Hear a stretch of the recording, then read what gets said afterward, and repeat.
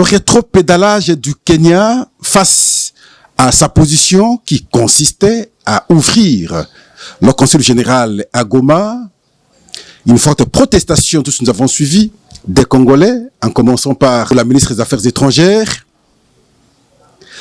les missions au cœur du Conseil des ministres, émission lancée sur la RTNC par la cellule de communication du président de la République.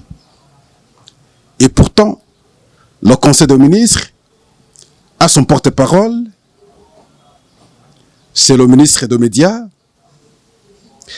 Cette question a suscité beaucoup de réactions, surtout côté de professionnels des médias. Il y a des décisions, des actes pris par le gouverneur AI dans le Haut-Katanga, Martin Kazembe Choula, où il a pu nommer Chembo Bouele Crispin comme DPTO, celui qui est ancien CB de la DRH4. Cette question nous intéresse. Là, toujours dans le Haut-Katanga, on s'interrogerait comment maintenant, un mois après, jusqu'ici, les députés provinciaux sont toujours à Kinshasa, cherchant à défendre Jacques Kiaboula, et pourtant il est reproché de sûreté de l'État par les services de sécurité, et les propos qu'il avait tenus aussi n'ont pas arrangé. On s'interrogera, ils ont été élus pour un individu ou ils ont été élus pour la population pendant les vacances parlementaires, au lieu de se rendre dans leurs bases respectives. Mais curieusement, ils sont à Kinshasa pour défendre l'individu. Ce comportement laisse à désirer. Nous parlerons des nuits blanches passées chez Constant Mutamba, l'ancien ministre de la Justice, des mobilisations qui interpellent. La raison, c'est que Constant Mutamba, selon eux, ne méritait pas être condamné parce que tous nous avons suivi le procès. Il n'a pas touché à l'argent de l'État. Il ne faudrait pas qu'il soit condamné. Leur décision, ils vont l'accompagner ainsi jusqu'au 27 août, la date prévue pour l'arrêt de la Cour de cassation quant à C. Voilà, c'est autour de ces points que nous allons discuter aujourd'hui. Mais bien avant, nous avons 2 ou 3 informations. La première, c'est que le président de la République, Félix-Antoine Tshisekedi, ne se rendra pas à Yokohama, au Japon, où se tiendra la 19e conférence internationale sur le développement de l'Afrique, prévue du 20 au 22 août. Donc là, le président de la République sera probablement représenté. Il faut informer ici qu'il y a de fortes tensions depuis hier vers Panzi. Et donc, les affrontements entre les Wazalendo et les M23. Il faut le dire que c'est toujours le M23 qui provoque les Wazalendo. Mais ici, il y a eu une très forte résistance des Wazalendo. Et donc, prions Dieu parce que, en fait, souvent, c'est la population qui en pâtit. Voilà, c'est là les quelques informations. Nous commençons l'analyse de nos questions. On va d'abord dans le Haut-Katanga. Et là, il faudrait qu'on rappelle, vous savez, aujourd'hui, la province est gérée par le gouverneur AI, Martin Kazembe Choula. Parce que l'ancien gouverneur, Jacques Kiaboula, toujours retenu à Kinshasa parce qu'il est reproché, vous savez bien, des actes en rapport avec la sûreté de l'État. Il est accusé, visiblement, d'avoir certaines relations avec les ennemis de la République. Et cela s'est matérialisé à travers le point de vue qu'il avait tenu, où il était en train d'ascenser Corneille Nangaa et Joseph Kabila. En contradiction, bien entendu, de tous les propos tenus à son temps par le président de la République, que ce soit à l'égard de Corneille Nangaa, que ce soit à l'égard de Joseph Kabila. On se poserait la question, gouverneur de son État, ne devrait pas tenir de tels propos. Et les services ont travaillé, ont présenté leurs bulletins d'information. La deuxième question reprochée à cet ancien gouverneur, c'est le fait d'être disparu pendant plus d'une semaine de sa province sans avoir informé ni le président de la République, ni le vice-premier ministre et ministre de l'Intérieur, Sécurité, Décentralisation, Affaires coutumières, ni son président ou le président de l'Assemblée provinciale du Haut-Katanga, ni son vice-gouverneur. Il avait disparu comme ça. Et toutes les raisons qu'il évoque par la suite, on comprend qu'elles ne sont pas fondées. Les services savent qu'il s'était déplacé, il avait quitté le pays et il est rentré clandestinement parce qu'il pensait avoir atteint ce qui avait été planifié à travers la conditionnalité de certaines personnalités par l'argent. Mais tout le monde n'est pas corruptible, malheureusement. Et voilà, jusqu'ici, il est détenu à Kinshasa. Une question qui ne méritait pas. Une personne d'ailleurs qui ne méritait pas être défendue, cette fois-là, par ceux qui prétendent défendre le président de la République. Regardez aujourd'hui, c'est une alerte maximale dans le Haut-Katanga. Pourquoi? Parce que supposé être une zone très dangereuse. Mais comment? Là, je m'adresse aux députés provinciaux. Vous êtes député provincial, élu pour défendre la population et la province. Comment aujourd'hui vous vous exhibez à défendre l'individu, bien qu'il soit à son temps gouverneur? Vous défendez le président de la République, mais un gouverneur qui est contre le président de la République, visiblement parce qu'on comprend qu'il était en intelligence avec l'ennemi, selon le bulletin d'information. Comment alors vous pouvez maintenant prendre votre temps, tout votre temps, chercher à défendre un tel monsieur? Pendant les vacances parlementaires, vous laissez vos bases, au lieu de vous rendre dans vos bases respectives, et vous prenez l'option de venir à Kinshasa, contacter les instances afin de présenter de fausses versions en faveur de Jacques Kiaboula avec intention qu'il y rentre. Vous savez pourquoi? Parce que beaucoup se retrouvent derrière sa gestion. Ce que la population gagnerait, ce que la province gagnerait, ce que l'État gagnerait, c'est les individus, c'est les députés qui gagnent. Je vous donne un cas d'une taxe de sable, les sables provenant des Kasenga. Il y a des véhicules qui passent par là. Et on avait instauré une taxe. Et cette taxe, c'est un député qui bénéficie l'argent sur le dos de la province, sur le dos de l'État. Vous imaginez? Ils sont à Kinshasa, certains députés gagnent 10 000, 20 000. En termes de conditionnalité. D'autres, par contre, $500, $1 000.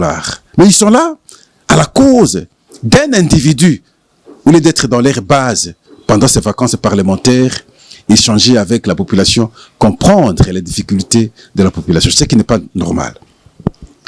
On nous apprend que l'actuel gouverneur Haï, Martin Kazembe Choula, a pris des actes de nomination. Monsieur Chembo Bouele Crispin, aujourd'hui nommé DPTO, c'est l'ordonnancier de dépenses maintenant. Donc, le monsieur était ancien chef de bureau de la DRH4. Ça veut dire Direction de recettes du Haut-Katanga. Il était chef de bureau et maintenant il est nommé ordonnancier de dépenses. Nous pensons qu'il va bien faire le travail. Il remplace Tansue Kasongo Paul. On l'accuserait, Kansue, d'être toujours en intelligence avec le gouverneur Jacques Kiaboula. où beaucoup de dépenses sont couvertes, des dépenses illicites, des dépenses irrégulières sont couvertes. Et voilà, pour assainir très véritablement ce secteur de finances dans cette province, Kansoué est remplacé par Chembo Bouele Crispin. Le reste, nous allons bien suivre dans le Haut-Katanga.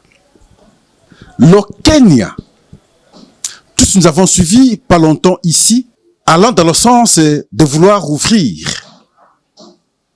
un consul général à Goma. Mais nous avons estimé que ce n'était pas sa compétence de prendre de telles décisions sans passer par le pays. Et pourtant, ce que nous avions dit ici, à travers les conseils des nations, toutes les instances ont bien voulu que la République démocratique du Congo retrouve maintenant son intégrité territoriale. Le Kenya, faisant partie de ces pays qui font membres ou qui sont membres de ces organisations ou de ces conseils des nations, ne devrait pas aller outre ce qui a été décidé par, entre autres ici, l'ONU par exemple, entre autres les États-Unis, entre autres l'Union européenne et l'Union africaine. Et voilà, nous avons dit, ça c'est une façon de défier la République démocratique du Congo. Et heureusement, quelques heures après, nous avons vu la réaction de la ministre des Affaires étrangères, s'opposant farouchement à cette initiative du Kenya. Parce qu'il y a eu une très forte pression. Aujourd'hui, le Kenya fait le rétro-pédalage. Mais il faut le dire, et nous avions su le signaler la fois passée, que William Ruto, tout fait et geste qu'il pose, c'est contre la République démocratique du Congo à l'avantage, sinon à l'intelligence avec le Rwanda. Pas longtemps, vous aviez suivi, les Kenyans marchaient, la société civile bien entendu, contre lui, l'accusant d'exploiter l'or de la République démocratique du Congo via le M23. Et nous avions démontré à notre niveau qu'il y a 3 pays qui sont en intelligence contre nous. Le Rwanda ne s'en cache plus. Nous avons l'Ouganda qui a ouvert des frontières pas très longtemps.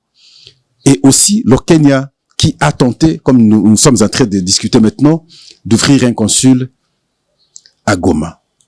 Sur les nilotiques, ça ne peut pas nous surprendre. Mais nous avions à son temps aussi déploré notre adhésion à l'EAC. C'était une grosse erreur. Heureusement qu'à ce jour, nous sommes en train de reprendre la conscience. Sûrement que demain ou après-demain, nous pourrons rompre notre participation dans cette organisation. Et donc, dans le rétro-pédalage du Kenya, le Kenya dit, le processus nécessitera en outre la délivrance d'une exéquature ou d'une autorisation par le gouvernement de la République démocratique du Congo avant que le consul général du Kenya ne puisse assumer des fonctions officielles. Mais ce n'est pas à vous de nous indiquer ce que vous pouvez faire sur notre sol. Nous pouvons aussi rompre carrément de relations diplomatiques avec vous.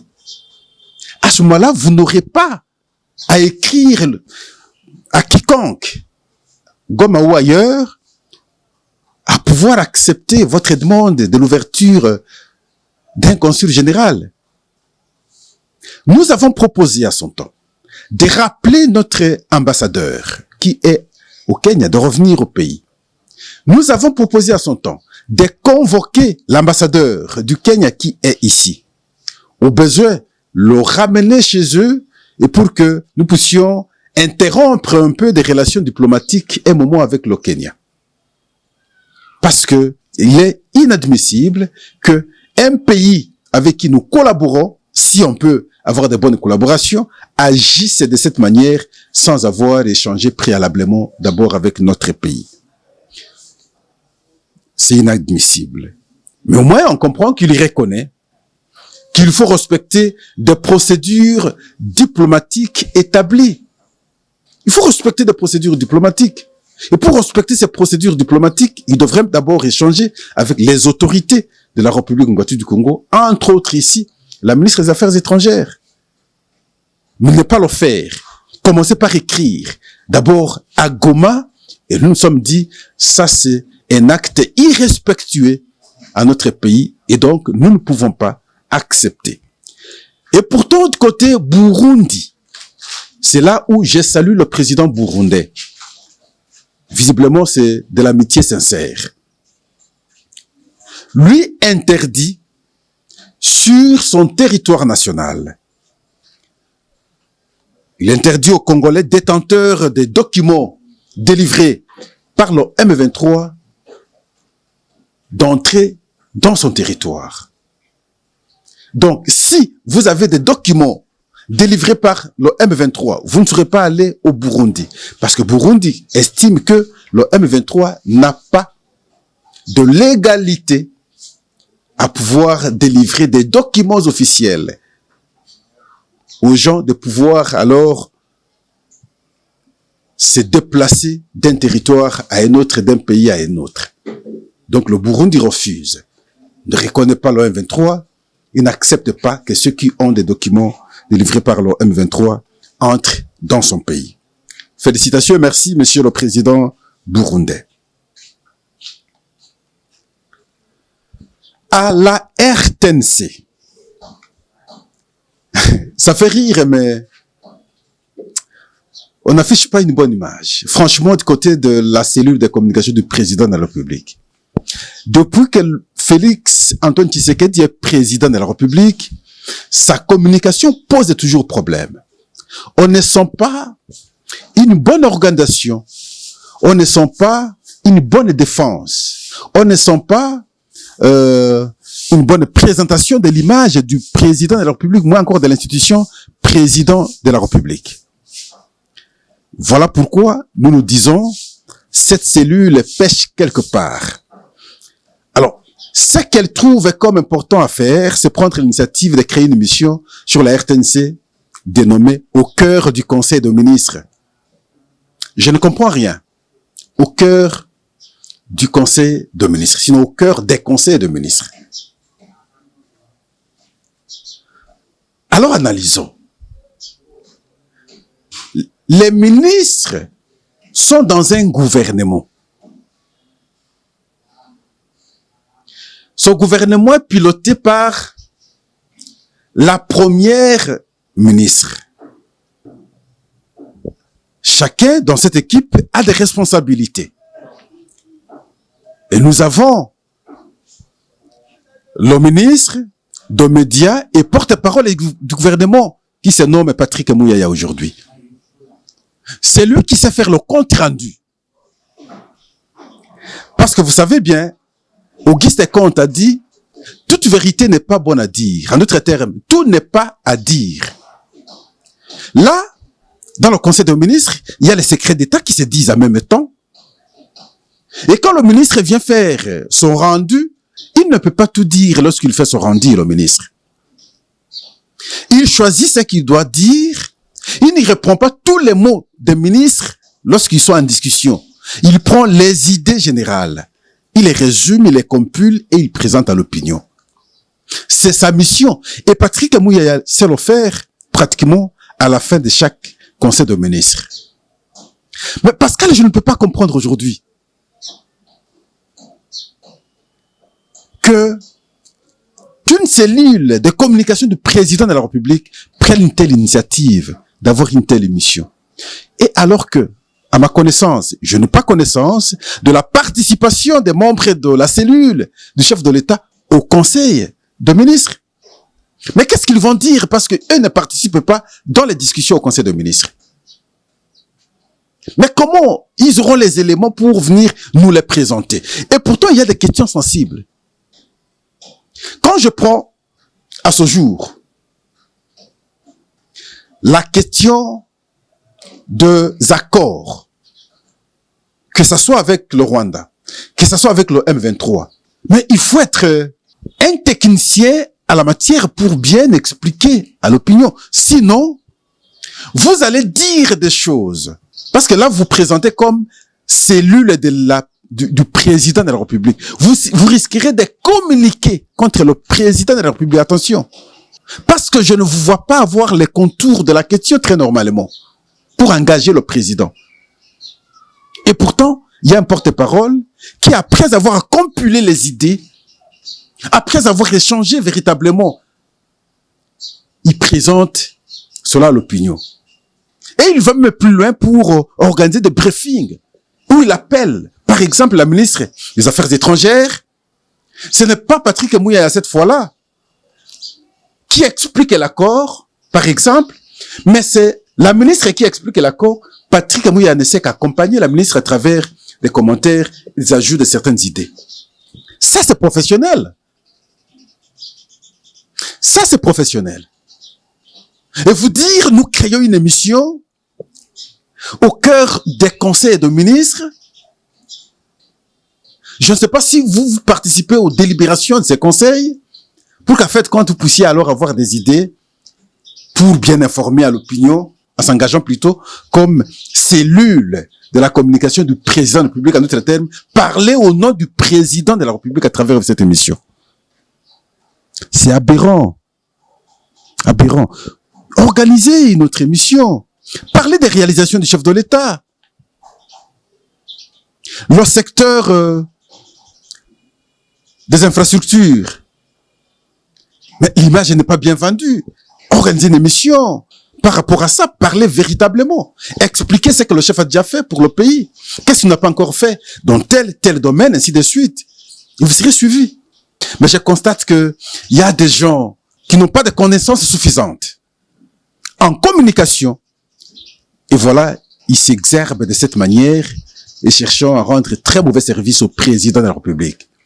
Et ici, moi, j'interpelle directement le directeur de cabinet du président de la République de pouvoir arrêter cette histoire. Ce n'est pas professionnel. Merci.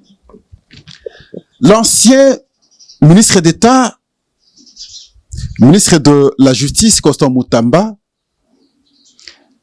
vous savez bien, il est traîné en justice. Les audiences ont été organisées. Nous avons suivi les points de vue des deux parties. Mais vraiment, je veux vous dire, ici, la population n'a pas compris à quel niveau on reprocherait à Moutamba, surtout sur les détournements.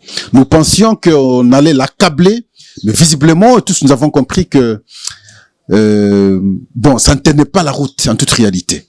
En tout cas, les juges ont pris la question en délibéré. Les 27, il est prévu rendre l'arrêt et on sera fixé.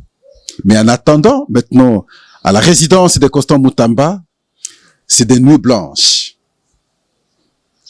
Par la population, les membres de son parti politique, ses fidèles, les gens qui estiment qu'il n'a rien mal fait, et viennent danser depuis aujourd'hui 2 nuits, et ils passent des nuits blanches.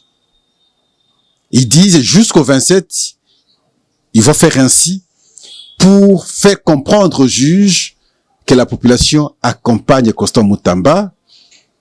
Et ce qu'on reproche à Constant Moutamba ne semble pas être vrai, parce qu'on parle des tentatives de détournement au montant de 19 millions de dollars américains. Et à travers l'audience, nous avons compris que, ou les audiences, nous avons compris que l'argent n'est jamais décaissé. Et l'argent est toujours à la banque. Je sais pas, on ne sait pas si l'État a déjà récupéré l'argent. Et donc, nous pensons, selon ce que nous avons suivi, que les accusations ne tenaient pas vraiment la route.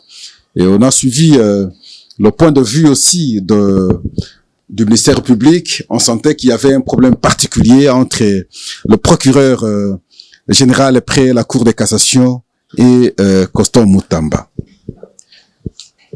Voilà, nous sommes finalement à la fin de notre émission d'aujourd'hui, chers membres de la communauté. En tout cas, nous vous remercions d'avoir été attentifs. Vous aviez bien voulu nous suivre du début jusqu'à la fin. Nous sommes à la fin et nous savons seulement vous remercier. Nous allons encore nous rencontrer le soir à 20h dans le cadre de notre émission à Lingala. Ainsi notre promesse. Nous vous disons alors au revoir et à demain.